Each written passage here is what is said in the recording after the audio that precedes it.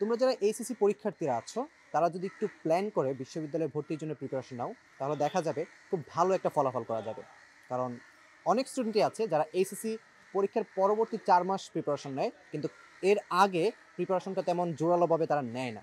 কিন্তু আমাদের স্টুডেন্টসদেরকে বলবো, তোমরা যদি অ্যাটলিস্ট 6 মাস অথবা 8 মাস সময় নিয়ে বিশ্ববিদ্যালয়ে ভর্তির জন্য প্রিপারেশন নিতে পারো, তাহলে দেখা যাবে যারা 4 মাসে প্রিপারেশন নিচ্ছে তাদের থেকে তোমরা অনেকটা এগিয়ে থাকবে এবং তোমাদের বেসিকটা স্ট্রং থাকবে।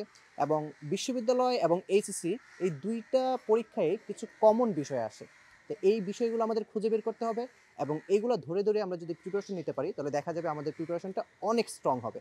আমাদের অনেকের বাংলাতে সমস্যা থাকতে পারে, বাংলা ব্যাকরণে, অনেকের ইংরেজিতে সমস্যা থাকতে পারে, আবার অনেকের হচ্ছে ম্যানেজমেন্টের সমস্যা থাকতে পারে, অনেকের হচ্ছে তোমার অ্যাকাউন্টিংয়ের ম্যাথগুলা ক্যালকুলেটর ছাড়া করতে পারে না। এই ধরনের বিবিধ সমস্যা থাকতে পারে যেগুলা আমরা যদি একটু সময় নিয়ে সলভ করতে বসি তাহলে দেখা যাবে আমরা খুব ইজিলি এগুলো ধরতে পারছি এবং এগুলো সলভ করার মাধ্যমে আমাদের প্রিপারেশনটাকে খুব স্ট্রং করতে পারছি।